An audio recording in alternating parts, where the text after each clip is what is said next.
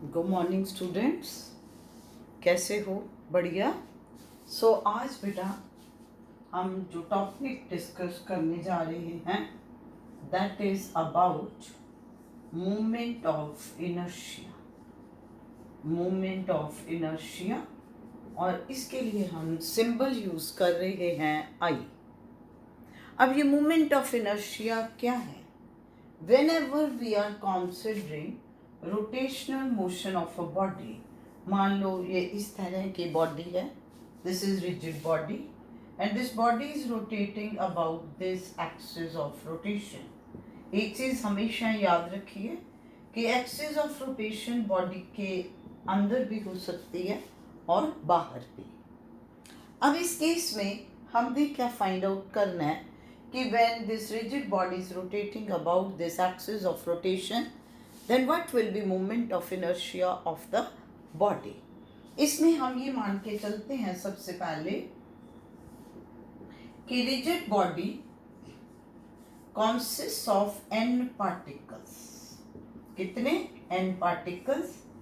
तो जब मैं इस तरीके से कह रही हूँ that means these particles are discrete और हर एक पार्टिकल की अलग अलग पोजीशन होगी और अलग अलग मास होगा। मान लो इस पार्टिकल का मास m1 है, इसका m2 है, इसका m3 है, इसका mn है। तो that means the masses of the different particles are m1, m2, m3 so on up to mn। n number कोई भी हो सकता है। अब उसके बाद पार्टिकल का distance, perpendicular distance from axis of rotation. अब m1 का r1 है, m2 का r2 है, mn का rn है। ये क्या है? Perpendicular distance of each particle from axis of rotation. तो आई मोमेंट ऑफ इनर्शिया क्या बनेगी? Mass of first body into square of the perpendicular distance. m1 mass है, r1 परपेंडिकुलर डिस्टेंस है पार्टिकल का फ्रॉम एक्सिस ऑफ रोटेशन, तो m1 r1 square plus m2 r2 square plus on up to mn rn square. That means ये i को हम लिख सकते हैं summation mi ri square where i varies from 1 to n। अब n कितने भी नंबर ऑफ पार्टिकल्स हो सकते हैं। तो अब आप इसकी क्या डेफिनेशन दोगे? क्या कहोगे? It is the product. ठीक है, सीधा प्रोडक्ट नहीं, पहले कहेंगे सम। क्या है? समेशन है। किसकी समेशन है? प्रोडक्ट की। प्रोडक्ट में क्या है? Mass of the particle and square of perpendicular distance from axis of rotation. इसलिए क्या डेफिनेशन बन गई? जब हमें इस तरीके से एक्सप्रेशन याद हो तो हम यहाँ से ही डेफिनेशन बना सकते हैं। तो हम कहेंगे moment of inertia is the sum of product of mass and square of perpendicular distance of each particle from axis of rotation. यानी कि जितने भी पार्टिकल्स हैं, हमने हर एक पार्टिकल का परपेंडिकुलर डिस्टेंस ले लेना है, उसका स्क्वायर लिया, उसको उस पार्टिकल के मास से मल्टीप्लाई कर दिया। हर एक पार्टिकल के लिए इस तरीके से फाइंड आउट करके जो टोटल सम है वो हमारे पास बन गया मूवमेंट ऑफ इनर्शिया। ठीक है, अब मूवमेंट ऑफ इनर्शिया फिर इसके यूनिट्स क्या आ जाएंगे? अब जैसे आप मास ले लो, सीजीएस सिस्टम में ग्राम, डिस्टेंस सेंटीमीटर, तो gram centimetre square will be the unit in CGS system, kilogram metre square in SI system. अब इसके बाद नेक्स्ट पॉइंट आ जाता है कि what are the factors upon which value of moment of inertia will depend. क्या फैक्टर्स हैं जिनके ऊपर मोमेंट ऑफ इनर्शिया की वैल्यू डिपेंड करेगी?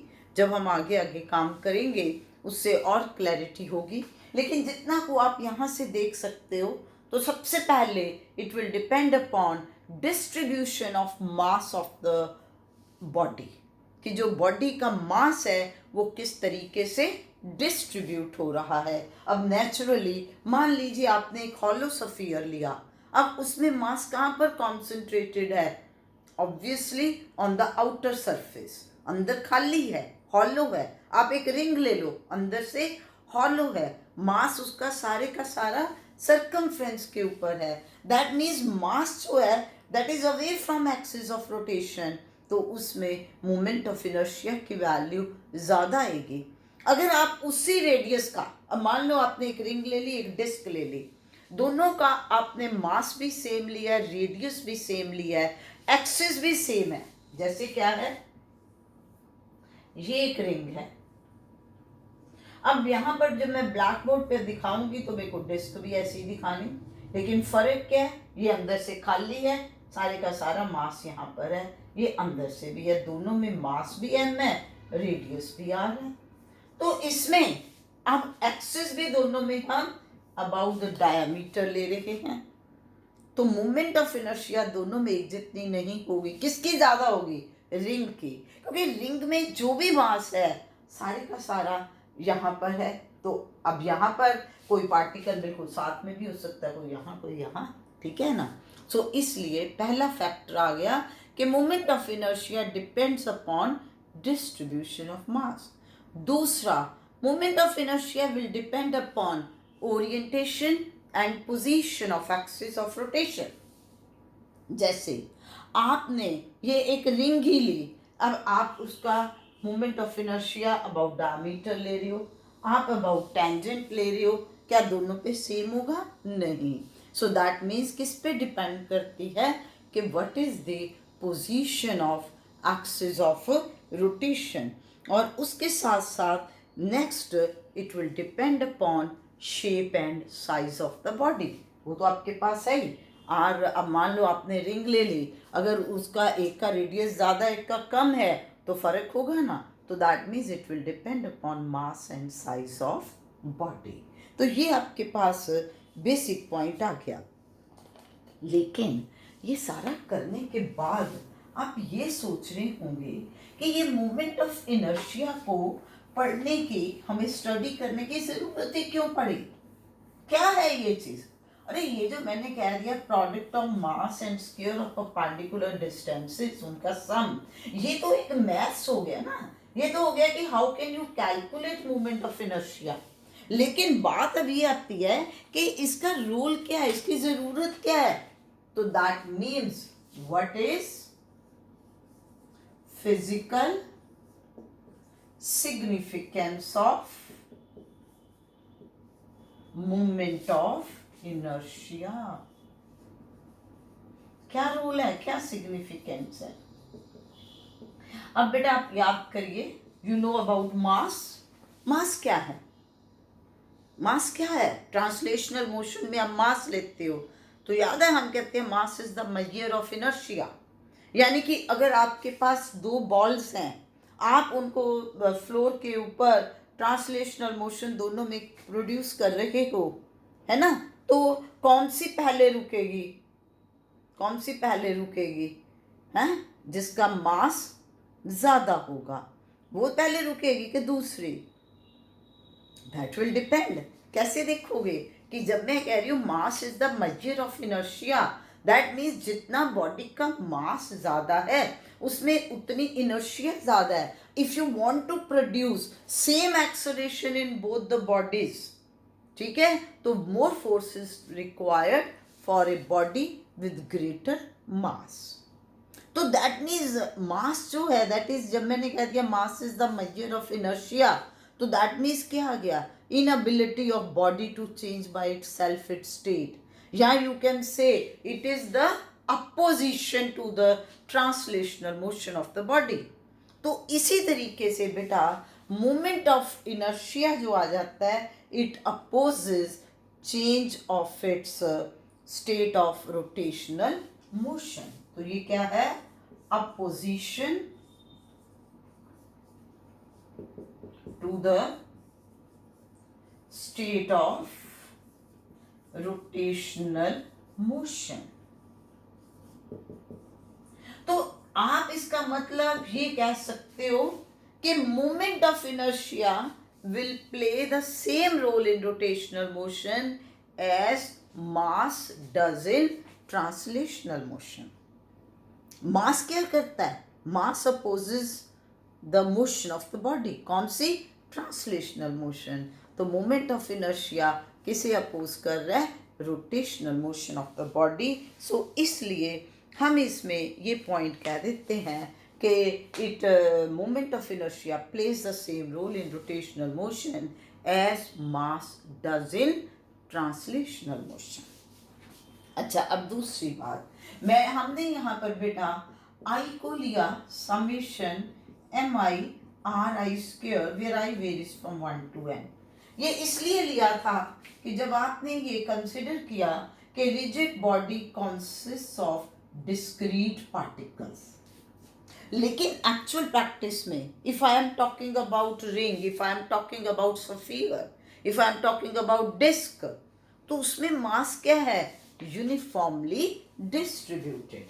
तो now for uniform distribution of mass, moment of inertia में कोई चेंज आएगी?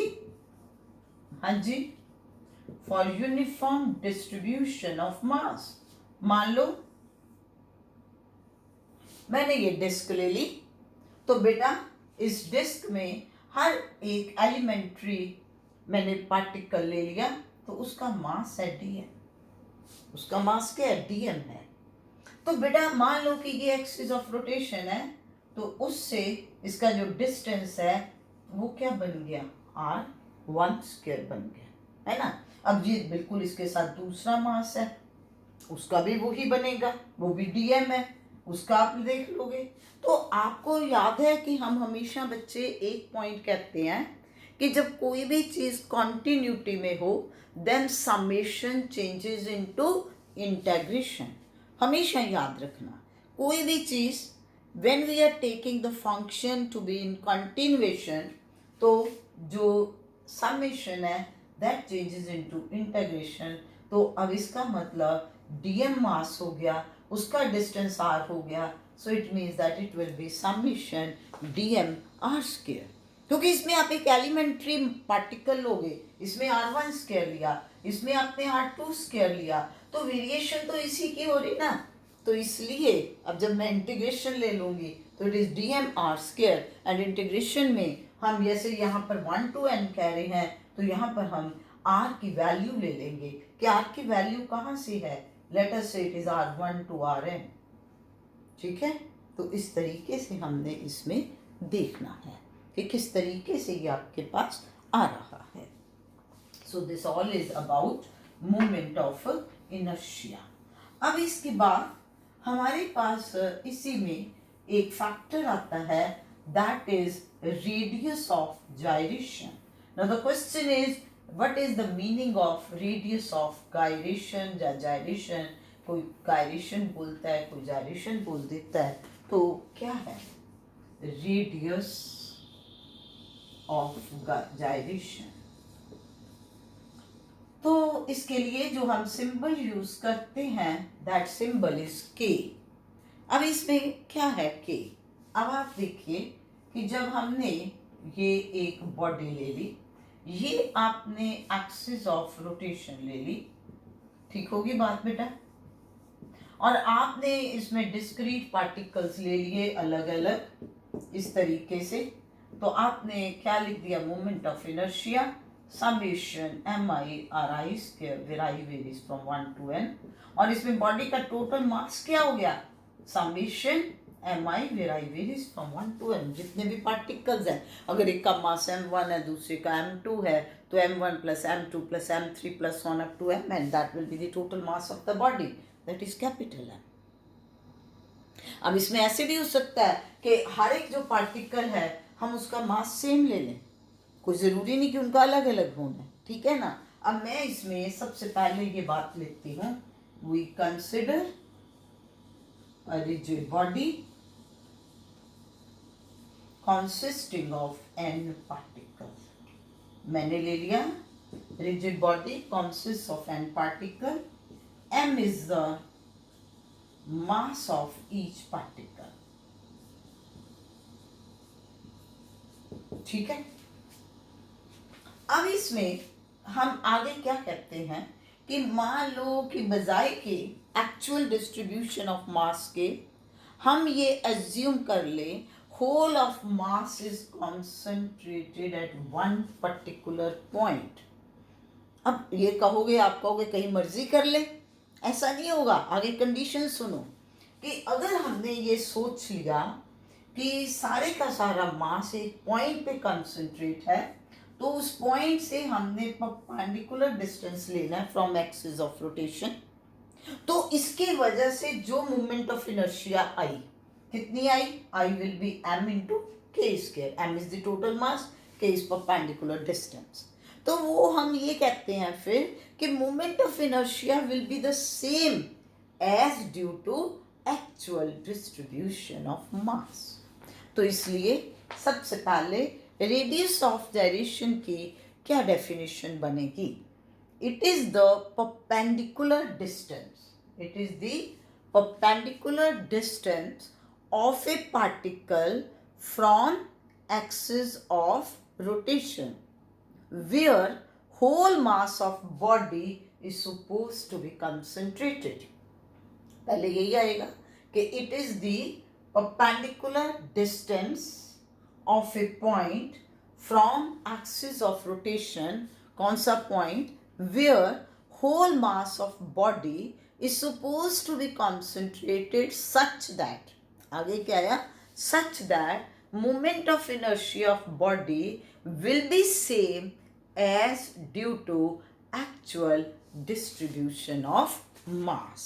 तो जब हम ये चीज क्या देखते हैं, तो अब पहली बार अगर एक्चुअल डिस्ट्रीब्यूशन से लेंगे m into R one square plus m into R two square plus one up to m into R N square. n particle है, इस पार्टिकल का मास यहाँ से r डिस्टेंस और r1 है, इसका r2 है, इसका rn है। तो जो टोटल मोमेंट ऑफ इनर्शिया है ये बन गई। अब अगर आप टोटल मास m एक पॉइंट p पे ले लिया, तो p का परपेंडिकुलर डिस्टेंस एक्सिस से k हो गया, तो I moment of inertia will be mk square. तो डेफिनेशन के accordingly mk square will be m r1 square plus m into r2 square plus one up to m into rn square.